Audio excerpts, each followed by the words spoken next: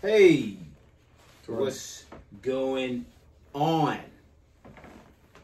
It's your boy, Spice Glory, AB, and whatever else moniker you use to call me who I am. And this is the No News Just Facts podcast. But you know what? This is something different. This is basically my second interview ever. And I decided, hey, why not do it with like a friend? You know, I know enough about him, but you know, the world, his following, my following, don't know enough about him. Iron Flash. I'm not gonna say real name unless you want them to know your real name. Yeah. All right. What's going on, bro? Hey, what's good with you, man? How are you? I'm good, man. Very good. Word. So, I'm just gonna start like this. Like, I know about your upbringing, but just as much as you can, tell me about like your beginning. Where does it begin for you? But, okay, to clarify as to what? As to what? I mean, like, we can start like, how did you become a content creator? How did you know you wanted to become a content creator? Or we can even go far as back as when you came to America. Well, I mean, content creating has always been a form of entertainment for me. Not just for myself, but for others as well. That's why I do it. You've been in videos with me, and I've had plenty of videos now. That I've hit milestones after milestones. It's just, I work too much, so that's why I haven't really been keeping up with it. But I always knew I wanted to be a content creator since, you know, I first stepped into the world of YouTube. Just watching YouTube, seeing what other people used to do. On my channel, I have even videos like from all the old days, from way back then. Just random videos that I used to upload. And then, you know, years go by, you're in school, you don't really have time for it, you forget about it as you're growing up. Mm-hmm. So I hadn't really, I think the last time I had posted a video was probably in 2008. And then like, what, 3-4 years ago, I restarted making videos again. So it's really just, it's a form of getting away from the norm, you know, just being away from the constant spin of the wheel of the same routine that you do every day, you know. So it adds, and it's good to be able to entertain people out there, not just yourself, but like it's entertaining to me, being able to entertain others. There's a quote that I had read about people that do YouTube, to never really like feel down if you don't have like these subscribers or views that you want, because if you put certain things in perspective, 100 people, that's easily an auditorium. 1,000 people, the stadium or an arena. So you have to put yourself in the perspective of, look, I guess I'm not really making what I want to make, you know, thousands of views. But there's a part where you just have to realize that even 10 people watching your videos is still somebody watching your videos, regardless of the fact that if it's not 100, it's at least somebody. 10 people could just be, you're in the gym, you have 10 chairs there. You have to place yourself in that area. I have like some videos that don't even hit 100 views, and I'm just like, whatever, you know. I got videos that don't even have any views at all. So with like, YouTube changes all the time. Yeah. So do you think like that affects the way you like create your content? Me personally, no. I don't really care. I mean, I'm all for change, whatever. And that's really everywhere that I've ever been. But YouTube-wise, it doesn't really bother me if it changes, because I know eventually my videos will make it out into the algorithm, whether it be a small group of people or a large group of people. It just depends on what it is. And I know they're so uptight about their rules too. So I mean, even then, I don't really care. And I know there's a lot of companies out there that like to monetize your videos because you're using their content, or like, you know. But at the same time, I don't really care about all that. Look, I'm just out here just to entertain. I don't care if they monetize my videos. I mean, I'm used to it by now. I've made hundreds of videos by now, and maybe about a good third of those are monetized by somebody else because it's their content. So whatever. So, can you remember what is like the first video that like basically took off for you? I don't know, man. It's just, I've had too many videos to know. I mean, I can probably go through them all and see. I know I have a video out there that has like maybe 20,000 views, and that's, in the world of YouTube, it's really not a lot, because there's videos that have like millions of views. But for me, that's a lot. 20,000 is a whole arena of people, you know. It's all about how you put yourself in perspective of how many views you get with stuff. And it's probably one of the reaction videos that I made on something that I probably never even knew about. And somebody suggested me to watch just a reaction to a fan-made edit of something that I just didn't know existed or didn't care for. And I enjoyed watching that video. Now, reaction videos itself, like, I'm not entirely sure if they have made it like a genre on YouTube, but I feel like sometimes not even sometimes, I feel like most of the time reaction videos catch a lot of flack. They catch a lot of fire, and sometimes, I'm gonna be honest with you, I feel like the bigger channels, they can get away with it. Most of them, like a lot of them can get away with it. Like you're like smaller channels, some of them, like most of them get like taken down. Do you feel like YouTube should just like start making like reaction channels, or just reactions in general, like a genre, to like give like smaller channels more of a chance versus like your bigger channels that can like get away with doing it? Like they have all the pull in the world to like be able to like get away with it. Like, do you think that it should be that way? I mean, reactions, it really just comes with the genre that you're reacting to. If you're reacting to music, it's a little bit harder. Very hard. Because music, it's so monopolized now with just every company owning rights to this, that, and the other. So if you're doing a reaction to music, it's very difficult because you have to chop your video up into sections to where and even then you have to chop it up a lot because it's that. Now, if you're doing a reaction video to a movie, there's ways to go around it, regardless of if you're a big YouTuber or a smaller YouTuber. You can chop the video up and have it to where it's like 10 minutes or even 15, and YouTube still lets you run with that. They won't take it down. It will either get monetized by the company that owns the rights, or they'll just let you have it on there full whatever. So I've done reactions to TV shows, and it's a pain in the ass trying to edit it because you have to edit like the videos into your YouTube that you're reacting to, and then you have to chop it up and figure out a way to where like, okay, how long can I fit a 45-minute TV show and crunch it down to 10 minutes or even like 10 or 15 minutes. So you have to figure out all that out. It's all about really how much work you put into it. But I don't think it's more so that bigger YouTubers get away with it. Reaction videos are just going to be reaction videos. I've yet to have, I mean, I maybe gotten like 2 or 3 taken down, but it wasn't even nothing serious or nothing bad.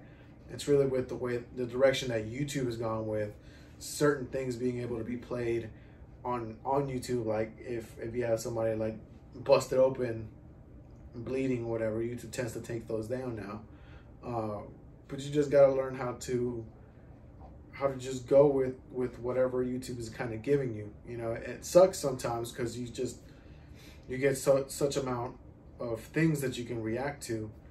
But I think once you put your face on it, it's harder for YouTube to take it off because your face is there. So your face is, you're watching something, even though you have the little clip on like a left, right, or wherever in the corner of your video, YouTube still has a tougher time taking that down because you have your face on it and now it's your property. And then when you stop the video, a lot of times it's like it's even more harder to do because now you're talking for an elongated amount of time. Yeah, it's like what are y'all gonna do? Yeah. As to like having a genre, I mean, I think reactions is already a genre in itself, and it started like many years ago. Because now if you try to search something on YouTube, you always get like what you're looking for, and then there's like a million reactions after it. So I think it's already a genre in itself. Now, does YouTube need to make it like an actual genre as like on a search bar? I don't think so. Because all you really have to do is just type in whatever you're looking for and then hit reaction, and then boom, there you go. All the reactions are there. Now, like with your name, Iron Flash, like how did you pick that name? Like what made you say, hey, that I want to make that my moniker? So Iron Flash came about just one day. I was sitting down in the living room with my brother, and we, because he was, if you don't like remember, he was part of the first part of the Iron Flash channel. He'd be in videos with us even, but we had sat around. I think we're just waiting, like we're just chilling, watching football or something, and we're like, dude, we need to come up with a name, because I still remember the old name I used to have on this channel. It was D-Generation X1987. I still remember it. And that's just what was there, you know, at the time, because I made this YouTube channel back when I was in middle school. And that was years ago. So Iron Flash just came about of a conversation I had with my brother. He's a big Iron Man fan, and I'm a big Flash fan. So we kind of just crunched it together and put Iron Flash. Now, as for like logos and stuff, I made all those. I just drew them out on a sketch pad and then incorporated them into my laptop and went into Photoshop or even any of the Adobe things like Illustrator and stuff like that, and just created. Just played around and see and created. And then ultimately I had the original one, which is the long name. And then now I have the diamond shaped one, which my brother helped design that one. He said, why don't we have it like condensed into like a smaller logo, but then have it shaped this way? And then we just kind of like started throwing things into the mix, to where I ended up with the lightning bolt in the middle, the Iron name big, and then the Flash name smaller. Because if the lightning bolt doesn't really tell you that it's Iron Flash, then I don't know what does. And I incorporated stars in it too, to just make it look like, I guess, futuristic in a way, but also just not really out in your face. Which, by the way, I'm working on trying to get merchandise. I already have a shirt, but I haven't really opened the store up yet. So do you still do like designs in Photoshop, or you just kind of like? If I get inspired by something, then yeah, I will. But it just depends on my mood and if I'm not exhausted from work. But if somebody were to ask me like, hey, can you make me a logo, or even make me an intro video, then I'll do it. Because all of my intro videos I've made by scratch myself. And yeah, I mean, and it just takes time. You just have to have the time for it. It's exhausting because then you'll start doing what needs to be done, and then you see something that, well, what if I add this, or what if I change this and it looks better? So it's just a time consumption, trying just to make logos and stuff. So I mean, I've kind of just regressed on it right now and just chilled a little bit, but trying to just take everything step by step. So outside of YouTube, who are you outside of YouTube? I don't think anybody really knows who you are outside of YouTube. Well, maybe, like, of course, me and people, you know, who you're close to like that. But, like, what type of person are you? Well, what do you mean? Like, when you're not doing YouTube and not at work, like, what do you do? I just sit at home. I'm just a relaxed type of dude, man. I don't like to overcomplicate my life. I'm just a simple man, you know, just a simple man trying to make his way through life. Not being in drama, and I don't like drama. I'm not a high schooler anymore. I'm grown. Like I'll stay home, watch TV, play Xbox, go to the gym, and really that's it. I don't like people a whole lot because I can be social, but my meter of being social it declines really fast. So like if I'm in a setting where there's too many people, I'm already just declining and I'm ready to go home. A lot has changed for me growing up, like going through the years. I'm about to be 28 years old. I'm not the same person that I was 8 years ago or even 7. You know, it's just you evolve with the times and you know, you just learn. Like a person like me, you learn to be by yourself, you know, and sometimes it can be tough and sometimes it can be easy. You just got to keep living, you know. It just, like I said, I'm very simple. I'll come home, eat something, chill and watch TV. I'm not a person that likes to go out much. It's very rare that I go out. I might have to be really in a mood or if I haven't seen you in a long time to go out. Like, I don't go out to clubs. I despise them. They're too congested with people. I'll go out to a bar that's not like overbearing. But like overall, it's not really I'm not much of a partier type of person. I just like to stay home and stay out of trouble.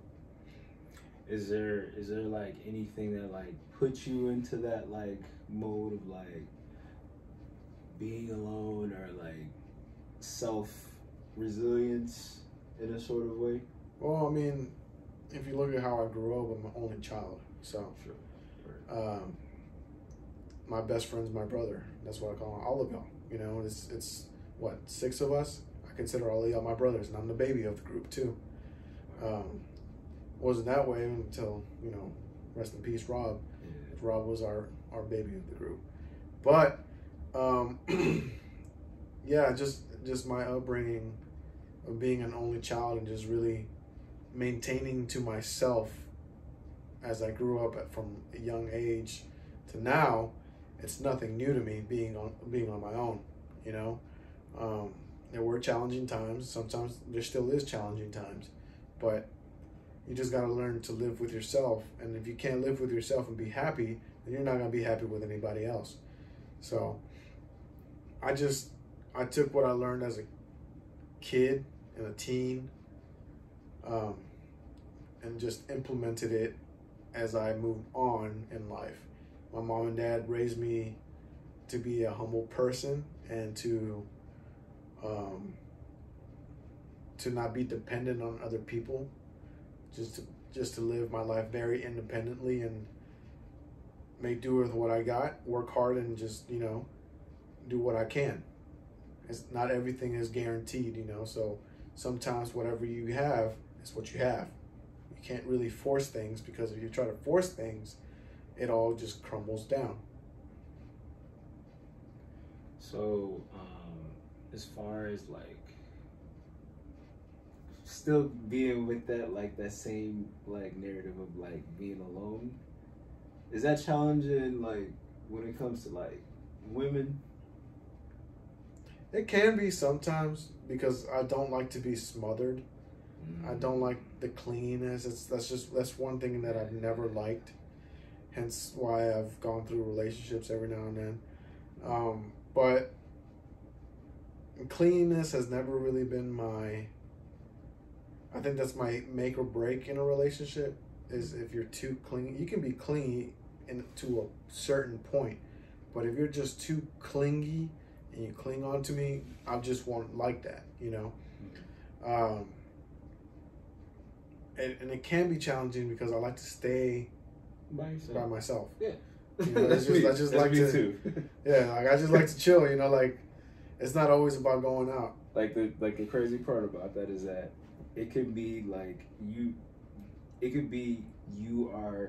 like normalized to that so much that like somebody might take offense to that, and you're not trying to be that way. Yeah. You're not trying to be offensive, but it's like This is what you're used this to. is me. Yeah, this is me. This is how I am. Yeah. Like you should if you know me for a long time, this is how I am. Yeah. A lot Like, of people don't understand that, and people try to change you. Yeah. And if people don't like who you are, then they have no business being in your life. Like for you, you said you said that like you can like adapt, but like it's only for a little window of time, and then it's just like. For me, I'm even worse than you. I have to be around somebody I know to even wanna like go out or something like that. Yeah. I'm not really somebody who's gonna go like, oh yeah, let's go. Like people say I'm like I remember like you what's her name, Tiffany. So I was telling her about a time about like how I went out on like a date or something like that, and I told her I'm like. I went out with this person and it was like so boring. And she's like, well, you're boring yourself. I'm like, I mean, that's kind of true. I ain't gonna lie.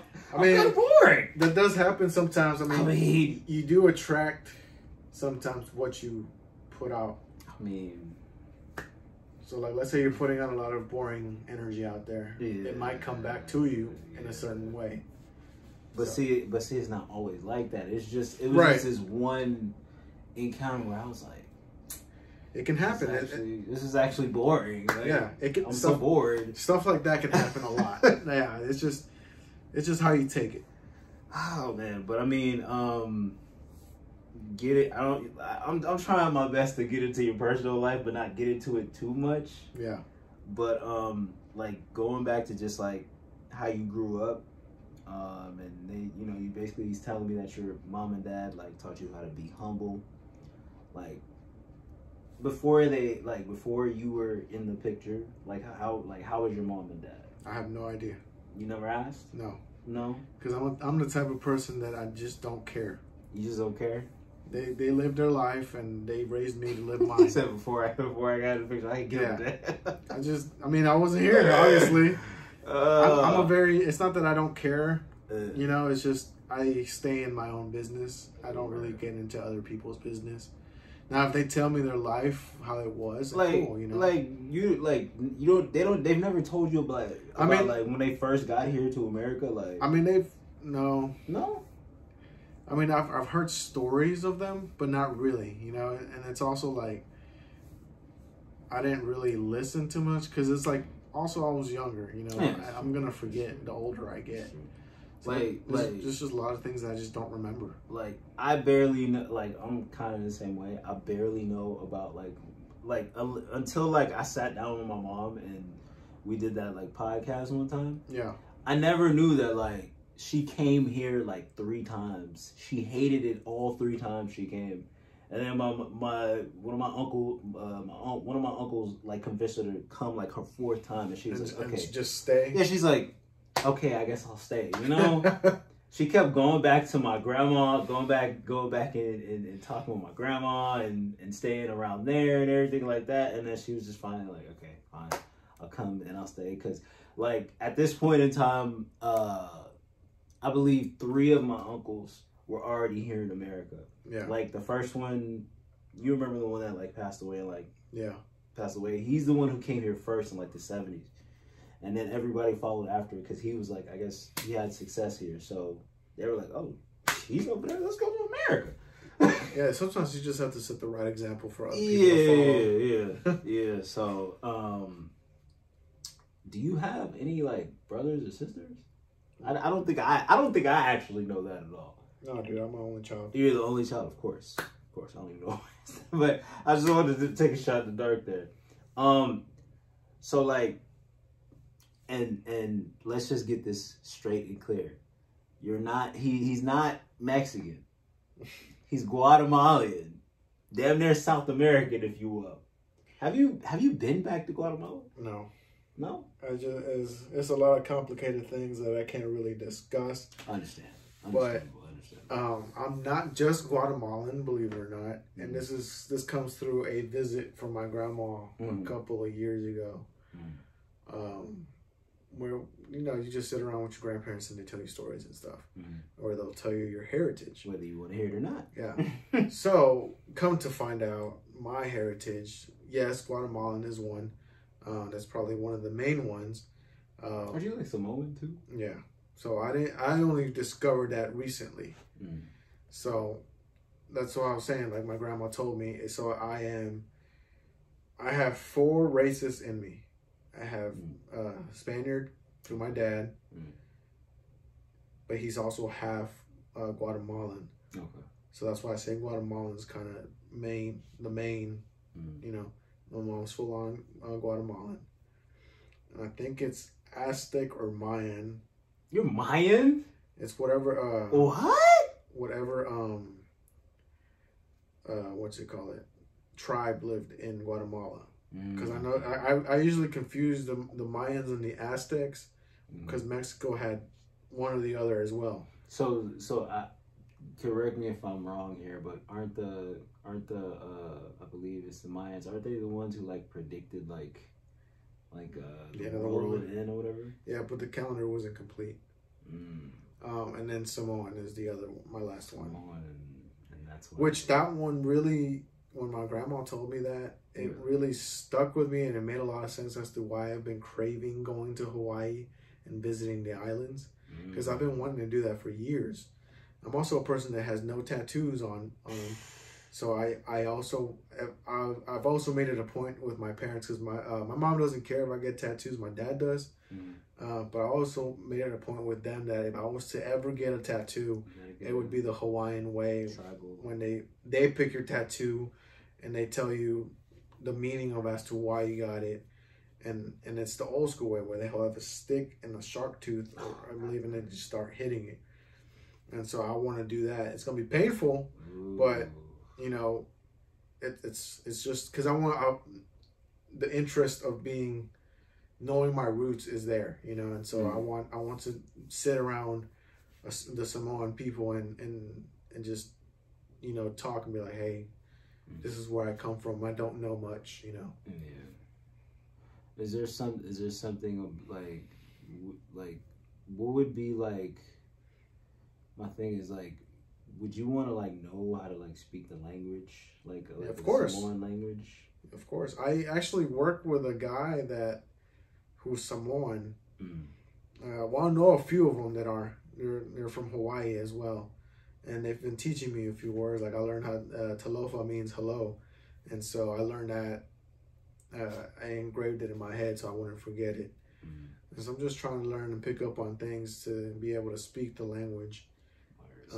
Because it's always good to know more than one language, but to know your people's language is kind of even better, because you can feel that connection with them. I already know that I got it. There's some Nigerian dialect that I have to know, because anytime somebody like speaks to you, you're kind of like, what the fuck? I have a friend right now who's Nigerian, and like they just be talking in their own language, and I'd be like, I know nothing of what you guys are saying. Like this guy that I worked with, so he moved apartments, right? Yeah. And so he came with his it's not a skirt, I forgot the name of it, but like it has the flowers on it and put it around her waist. And he was showing me it was his last day in my department, so he grilled some burgers, and then we sat there and then we talked a little bit, and at one point we hit the haka dance. This guy. And that's one thing that I've really been trying to learn a lot, is that the haka dance. Because the haka is a powerful thing, and you feel the electricity just flow through your veins when you're doing it. It's like it draws energy to you. And so, like, do you feel like you're at the threshold of where you want to be at, or is there more to be done? I think there's still more to be done for myself. I work in a business that's very hard. A lot of people might say different. There's people out there that just because I make a lot of money now, will say that, oh, you have an easy job, blah, blah, blah. No, it's not the case. If you don't work hard for the shit that you want, you're not going to get what you get. But everywhere that I've ever worked, I've always wanted to move up the ladder, I guess you can say. I'm not a person that likes to be content in one spot, or that likes to, you know, just stay and linger and get comfortable, because once you get comfortable, you don't want to do anything else, and that's bad. And that falls into a lot of things in life. But for me, I think there's still more to be done. I plan on buying a house soon. That's something that nobody in my family, like at least my parents, have done, other than owning homes in Guatemala. But I hear in the States, they've always wanted to do it. They just never got around to it, you know. And so I want to be the first out of me and my parents to have my own home and show them that, look, I'm doing good, you know.